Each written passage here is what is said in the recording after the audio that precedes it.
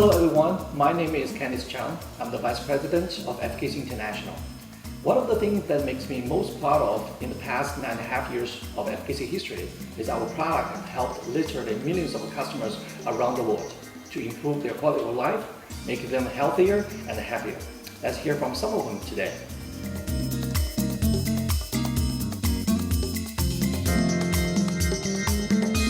Good afternoon, I'm Faith Cruz, a registered medical technologist and currently studying Doctor of Medicine in FUNLF.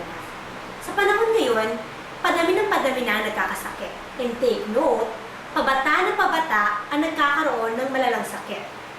For example, there's a 10-year-old who's diagnosed to be hypertensive and a 17-year-old who has gouty arthritis. So ano kaya ang mga dahilan or risk factors ng pagkakaroon ng ganitong sakit? Una ay ang polusyon. Dahil sa dami ng mga basura sa ating kapaligiran at sa dami ng mga sasakyan ng smoke belching, ay humihina ang ating resistensya o ating mga baga. Madalas tayo inuubo at sinisipon. Pangalawa ay ang mga pagkain ating kinakain. Ang mga preparasyon kung paano natin kinakain ng mga pagkain, kagaya ng pag-ihaw o pag-overcook ng mga pagkain o pag-microwave oven sa pag-iinit ng mga pagkain ito. At ang paggamit ng iba't ibang mga fertilizers sa ating mga prutas at vegetables. Siyempre, ang madalas nating pagkain ng canned foods na alam naman nating nakakakos ng cancer. At ang pinaka-importanting dahilan kung bakit tayo nagkakasakit ay ang ating lifestyle.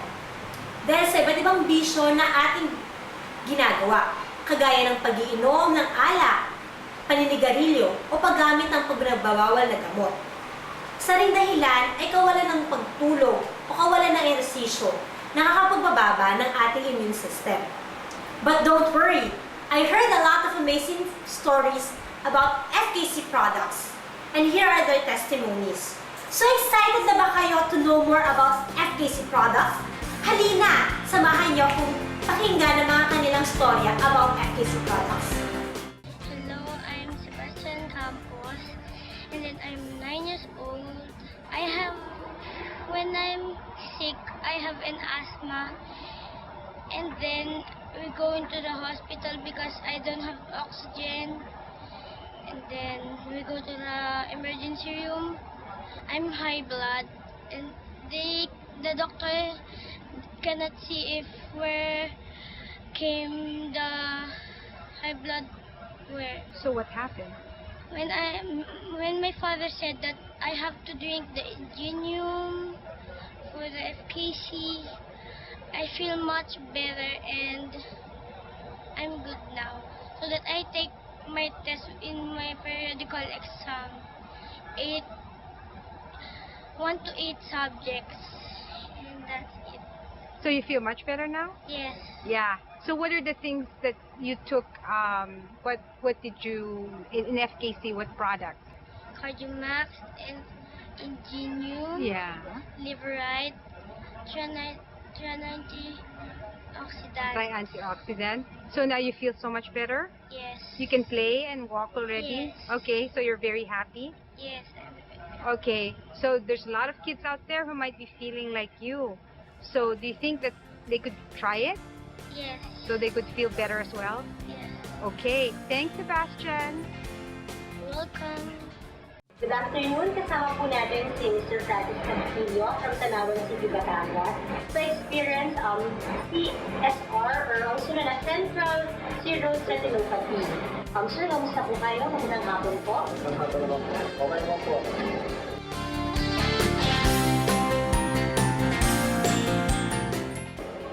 So, pwede niyo po ba sa amin kwento kung paano niyo po nalaman about the FKC products? Kaya po namin nalaman yung FKC product kasi po, gawa po yung kaibigan ng mother ko. Po yung meron po sila na 4x pass. Kaya nalaman. Tapos inaray po namin na yung product. Tapos within almost 5 months, 5 days lang po. Parang minaramdaman ako may tumutulog sa loob ng mata ko. Tapos, after 2 weeks, minanin na po akong dumating na konti. 2 months po, balik na po natin. So, pwede niyo po ba sa amin ikwento or salaysay niyo po sa amin kung paano po kayo nagkaroon ng ganitong sakit? Ang pagkakasabi po sa akin ng sa aking test na pamatigan, makikita po na rin mula sa digestive ko po na. Kasi po, sample pa po ako lang, hindi po ako nakatanggap ng probiotic sa nanay ko sa dapat po. Eh, 3 days pa lang daw po ako lang, gusto na ako no. Kaya po nung grade ko, nakapansin ko pagka nakakita ko ng liwanag sa aero, nasusuka na ako, pag hinagala sa paningin ko nung nagalaw. Kasi, yun nga, pagdating ko ng high school, nagkaroon din ako ng ulcer. Hindi ko alam bakit. 15 years ako may ulcer noon.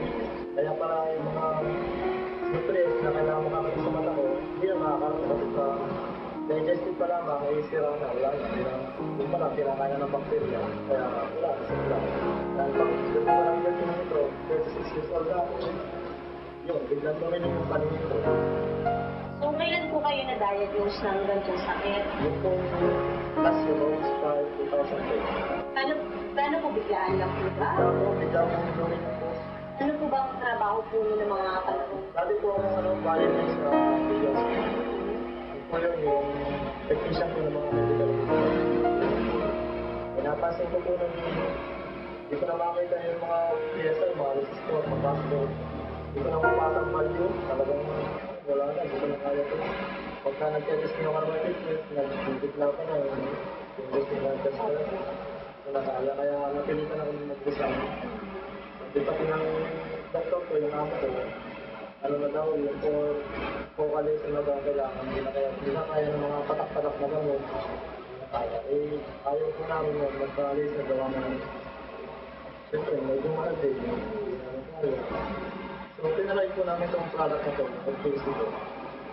Yung lang po, full supplement po. Hindi namin ito po ay triang dioxida, Aljumax, at saka po Engineer. Kasi po yung Engineer, meron siya. So, ito po yung dati po no? Ang resulta po nung sa mata Kasi nyo. yung nandun po. Opo. Tapos, after taking po ng mga product na to, ano po ang naging mga, kamusta naman po yung paningin nyo? Ano po, after 2 months lang po, balik ko sa normal po. Ito po yung hata ni Dr. Hamil. Ito na po yung plano po, Tapos, bumalik po kayo ulit sa ophthalmologist nyo po. Ano na po sabi after 2 months? bigla po siya ng siyempre, nakakagulat po. Hindi siya pagkaka-recover. Wala na yung dating namamagagat, balik sa normal. So, gano'ng katagal na po kayong Ano po? iniinom ng mga gamot? Mag-isang taon na po, yung po, August 2010. Kami, tuloy-tuloy pa rin. Pero wala na po yung paghihirap po sa mga pag-maaraw. Normal na, nakakatitig ako sa mga yero, yung mga ganyan, yung maliwanag, i-reflect na maliwanag dahil sa araw. Okay na. So, masasabi niyo po na yung vision niyo po, yung before niyo pong tinake ito, mas naging okay pa po siya bago pa po kayo nagkasakit. Kasi dati nung 5 meters pa lang, hindi na ako yung mga pag-drive, hindi na ako. Hindi ko na kaya talaga yung mga halilaw. Eh ngayon, nakakapag-drive na ako. Magpika, Cavite, Batangas, Tunay nga po kasi syempre ang eyes, diba, very po siya, important po siya sa pang-araw-araw po natin buhay na. Very wonderful to hear na kayo po, yung mata nyo, imbis na laser pa kayo, but gusto mo only the easy product is na gumaling po kayo. Diba po? So, masasabi niyo po ba na may re-recommend niyo po sa mga iba po mga kaibigan, kamag-anak o kakilala ko na mula sa experience yung mga kakaroon ko ng kagaya ng sakit nyo na gamitin po nila ang FKC product. Kaya po yung mga nakasalong ko, mga kaibigan ko, mga gagawa klase. Pero alam din nila na may ganyan ako sa life. Nakikita nila ako, bakit hindi ka na nakasalamin? Nakasalamin ako dun eh. Kaya hindi okay na, magaling na ako gawang itong product ako yung case na ginamit ko lang. Matagal po kayo nakasalamin. Tagal din. Meron din. May 4 na taon na akong nakasalamin. Kaya, nakapagsalamat ko po dito. Wala lang sa Panginoon Diyos. Baka raw may isang sinagpamatigan ko kung hindi po dahil sa kanya. Ito na, makakilala ito. Nakapag-escape ko. Pasalamat ko. very much yung testimony niya na tunay nga po na hindi lang yung FKC ang tutulungan tayo na hindi mo na kailangan mag-surgery but only using this product, magagamot ang gagaling ka at mas gaganda ang buhay mo. Thank you very much, sir. Good afternoon po. Kasama po natin si Ms. Lerma Mandanas from Santa Rosa, Laguna. Kukwento po natin sa kanya kung paano po nakatulong ang FKC product sa kanya.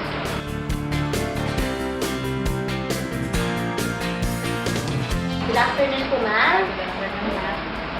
Bali, na-meet ko or nakilala ko yung FKC product sa kaibigan ko. Pumunta sila sa bahay para promote yung product. Then, hindi naman agad nila ako na-convince kasi marami na ako na-take na ganyan kasi nga may problema ko sa aking mata. Ngayon, sa pilit nila, nadala nila ako sa opisina. Then, nakinig ako doon, nag-onting explanation, kaya bumili rin ako ng product. At tunong ako, Ingenio pre-antioxidant at yung Heart Max. Then, after, nung binili ko, nag-take ako, after 3 days, maramdaman ko, nagluluha yung mata.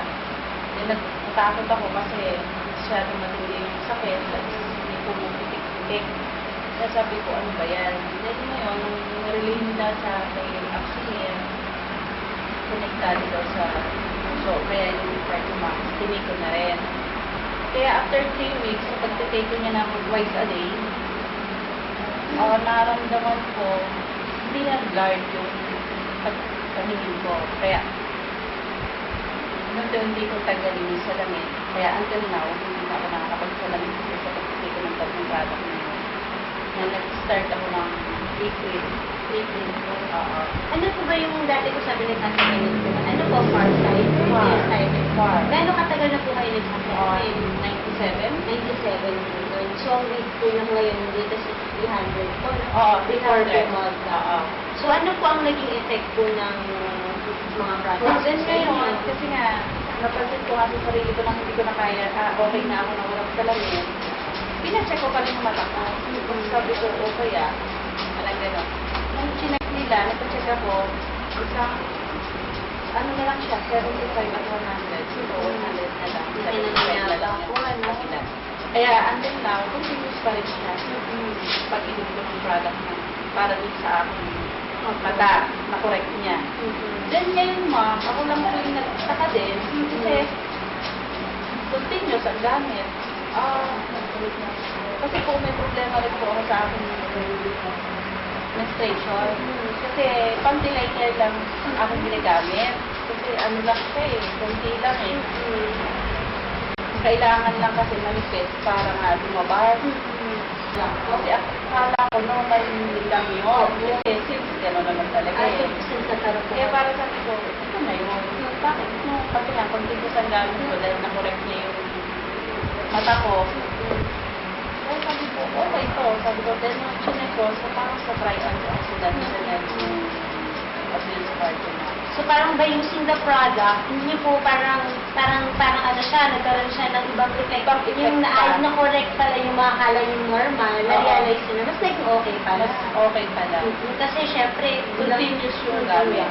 Kasi mahirap din po talaga pag yung mga spotting po nun, dahil minsan yung hindi po nalalabas sa mga dulo, pwede po maging ma-prone din po sa cancer. At dahil po sa products natin, na-prevent, posibleng na-prevent yun po yung magiging effect. Then hindi na ako nakakaranas sumakit yung yung puson. Although talaga, since nung gumamit ako ng SKC, mula April, talaga yung ulo ko matindi. Hindi ko alam bakit. Pero unti-unti naman siyang makakorek. At ito nga July, nakita ko talagang ito, yung maipapagmala ko na bago rin sa... Kailan po ba kayo nag-start po mag-April? April of this year lang? Yeah. Tapos, from then on po, satisfied po kayo? Oo, dalawang klase ng sakit ng parang nagtulong sa akin. So, are you planning to recommend this from your friends, family, relatives? Bali, nung na-observe ko na okay sa akin, ano ko agad sa akin ng kapatid. Hindi sa mga kapatid bayaw. Kaya, hindi na po ako lang yung gumagamit ng sila. Sa ngayon, hindi narinig sa akin mga sa mga kaibigan. personal use lang po ba? Or ano? Nung una, Nung una, personal. Then ngayon, ngayon, hindi nagbibenta na. ano yung benta namin? So, okay naman po siya. So, that's very good to hear po na hindi lang isa yung health mo, yung maging business pa. And syempre, mas maganda yung... Oo, pinupunta ko na rin para kumuha ng product. Oo, pinakakita nila na okay. Mhm.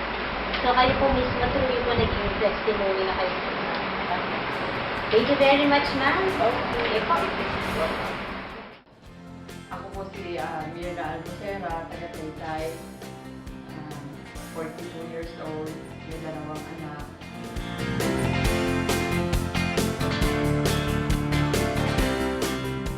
Kasi yung kapitbahay namin na si Gloria Millabe, member ng FKC. Naririnig ko na yung product, yung tungkol sa product na to. Pero hindi ko pa siya natitake noon kasi parang wala naman akong dahilan parang wala naman akong sakit. Kaya wala lang, parang naririnig ko na maraming natutulungan na may sakit. May 1, 2012, nagbiyahe kami papunta sa Bicol dahil ihahatid namin yung aming pasyente papuntang Bicol.